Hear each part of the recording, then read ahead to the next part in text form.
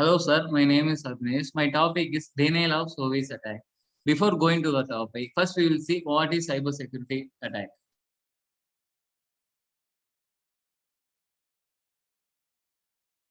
This is a brief pick of how cyber attack will be done.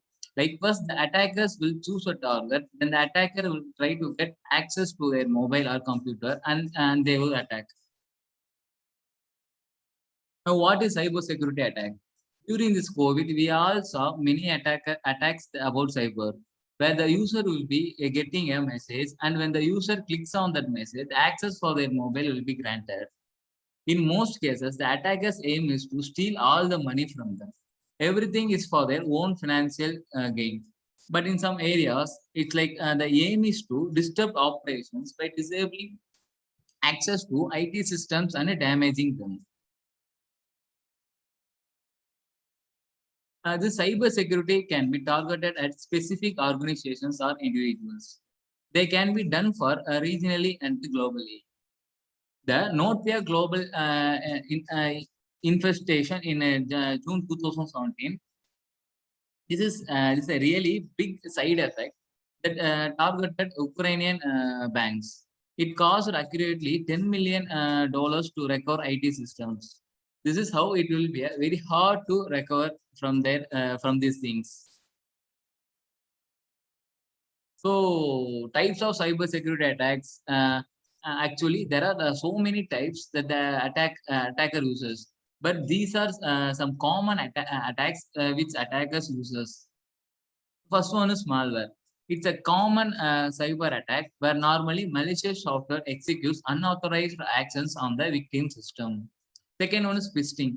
The practice of sending fraudulent communications that appear to come from a reputable source. Third one is man in the middle. A general term for when a perpetrator positions himself in a conversation between a user and an application. Fourth one is distributed denial of service that we call as a DDoS. It will be knowing about this now. And then fifth one is SQL injection. Sixth one, zero day exploit. Seventh one is DNS tunneling. And the other types like eighth one is business email compromise, cryptojacking, drive-by attack, cross-site scripting attack, password attack, eavesdropping attack, AI-powered attack, IoT-based attack. These are some of the types of cybersecurity attacks. Now, how do we prevent cyber attacks? There are so many prevention measures to follow and get escaped from cyber attackers. But people are still getting caught to the attackers.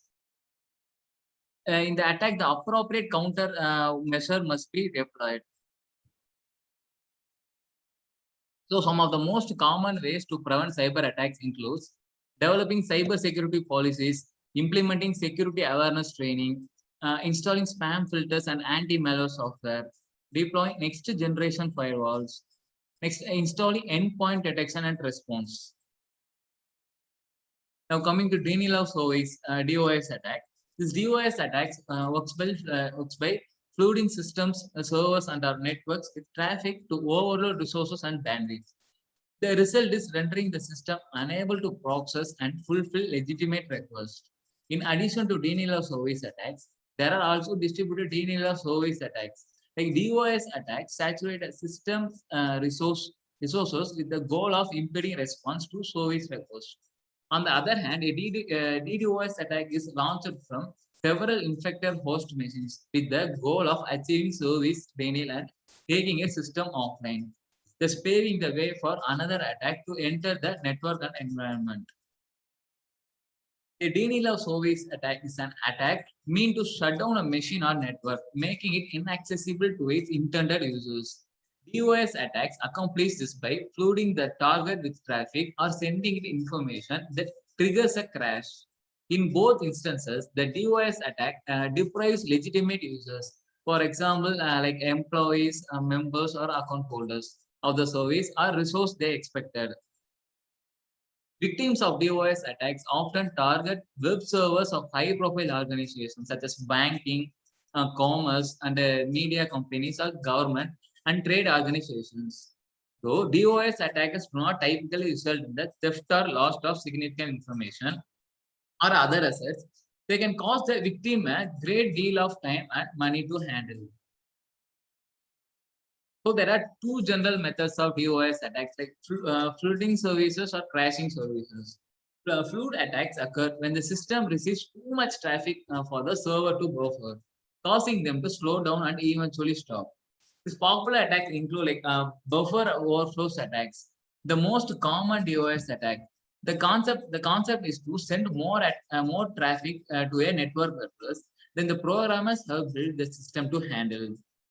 It includes attacks listed below, in addition to others that are designed to exploit bugs specific to certain applications or networks. So ICMP flood, this leverages misconfigured network devices by sending spoofed packets that ping every computer on the targeted network instead of just one specific machine. This network is then triggered to amplify the traffic. This attack is also known as a Smurf attack or ping of death. SON flood, this sends a request to connect to a server but never completes the handshake. Continues until all open ports are saturated with requests and none are available for legitimate users to connect to. So other types of DOS and DDoS, like other DOS attacks, simply exploit vulnerabilities that cause the target system or service to crash. In these attacks, input is sent that takes advantage of bugs in the target that subsequently clash or severely destabilize the system so that it can't be accessed or used. An addition type of DOS attack is the distributed denial of service, that is a DDoS. A DDoS attack occurs when multiple systems orchestrate a synchronized DOS attack to a single target. The essential difference is that instead of being attacked from one location, the target is attacked from many locations at once. Now coming to DDoS, the distribution of hosts that defines the DDoS provide the attacker multiple advantages. He can leverage the greater volume of machine to execute a seriously disruptive attack. The location of the attack is difficult to detect due to the random distribution of attacking systems. It's often worldwide. It is more difficult to shut down multiple machines that can more multiple machines than one. The true attacking party is very difficult to identify as they are diffused behind many mostly compromised systems. Now, how a DOS attack works? First, the attackers target a high-profile organization like banking, e-commerce, etc., so that they can gain more money from them. They will make their device busy, such as sending many SMS for their device or by overwhelming their network. Either way, they will get profit. Internet or cloud service providers are also included. DOS is a dangerous attack, but DDoS is most dangerous than that. Here, the device will be penetrated by multiple systems as opposed to a basic DOS attack. It can impact or completely take out of service any internet facing service. This attack is also used to distract the organization for stealing their data. Now coming to types of DOS attacks, there are so many types. Volume-based attacks. Here, as we discussed, huge traffic is sent to the stop the device working, and then attacking volume is measured as bits per second. Next, to protocol or network layer attacks. These send large number of packets to network infrastructure and network management tools. Application layer attacks. This is a similar to volume-based, but are conducted by flooding with malicious requests. The size is measured in RPS. As a cybersecurity and infrastructure security agency run by the US Department of Homeland Security notes, the symptoms of DOS attack can resemble non-malicious availability issues, such as technical problems with a particular network or a system administrator performing maintenance.